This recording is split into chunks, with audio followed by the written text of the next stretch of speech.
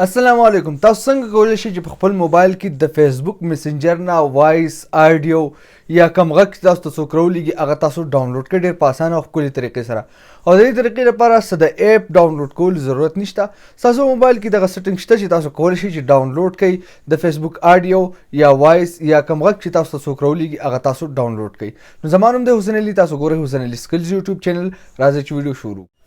نارملی که تاسو په فیسبوک کې وګورئ دا تاسو کتلی شئ چې یو کس غږ رالیږلی دی، نو که په دې باندې زه کلیک کړم هر څه که دې سره وکړم، خو په دې کې ماته د ډاونلوډ کولو څه اپشن نه راځي چې زه دا ډاونلوډ کړم خپل موبایل ته او ځان سره یې وساتم. یا که تاسو ډېر کوشش وکړئ هره طریقه چې وکړئ خو دا تاسو نشئ ډاونلوډ کولی ډایرکټ د دې فیسبوک نه. د دې لپاره به سمپلي تاسو خپل فیسبوک چې دی هغه بند کړئ او ستاسو په موبایل کې به براوزر وي کروم. تاسو بل براوزر کې هم کولی شئ خو تاسو کروم براوزر کولاو کړئ، دا په هر موبایل کې موجود وي. او دلته کې به تاسو خپل پر سرچ کې ولیکئ فیسبوک. صحیح شو، فیسبوک ډاټ کام چې تاسو ولیکئ نو دا تاسو کتلی شئ چې دلته کې به داسې انټرفیس راشي. خو اوس که ستاسو آی ډي لاګ ان نه نو تاسو به خپل یوزر نیم او پاسورډ دلته کې ورکئ، او چې کله تاسو خپل یوزر نیم پاسورډ تاسو ته به انټرفیس راشي ورکئ نو تاسو ته به هم ستاسو آی ډي داسې لاګ ان شي په براوزر کې، یعنې په فیسبوک کې نه په براوزر کې.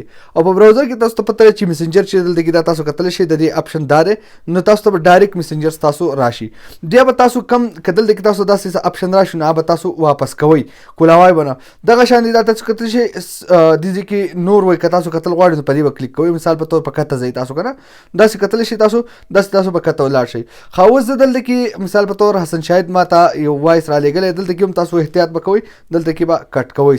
هغه ما ته وایس رالیږلی زه ډاونلوډ کول غواړم، د هغې لپاره هم تاسو کتلی شئ چې دلته کې که اوس وایس بره یې که ډایرکټ دلته کې خو صحیح شو، خو که دلته نه نو تاسو که بره دلته کې بیا تاسو ته دا اپشن درکړی نو په دې باندې تاسو کلیک کوئ بار بار، تاسو به بره ځئ او تاسو هغه وایس چې دی د هغه راړولی شي. مثال په طور باندې زه کوشش کوم چې راواړو، صحیح ده، یو وایس مثال په تور باندې دا وایس ما راوړو نو دا تاسو کتلی شئ دا ما لیږلی وایس دی، دا هغه رالیږلی وایس دی. صحیح شو، نو په دې طریقه باندې هم تاسو ته شو کولی شي او هغه وایس کم میسنجر کې چې کومه طریقه ده نو هغې باندې هم تاسو ته شو کولی شي.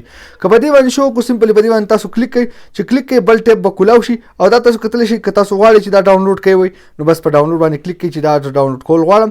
دا تاسو کتلی شئ چې هغه وایس چې دی هغه ډاونلوډ شو ستاسو موبایل ته، تاسو یې اورېدلی شئ. ما وایس کوم موبایل والیوم چې دی هغه بند کړی د دې وجې نه دغه کوي.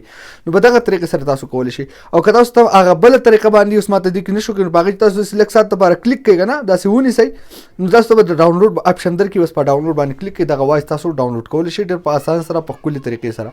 نو په دغه طریقه سره تاسو کولی شئ چې د فیسبوک نه که تاسو ته څوک په میسج کې آډیو راولېږي یا غږ راولېږي هر څه چې راولېږي هغه تاسو ډاونلوډ کړئ.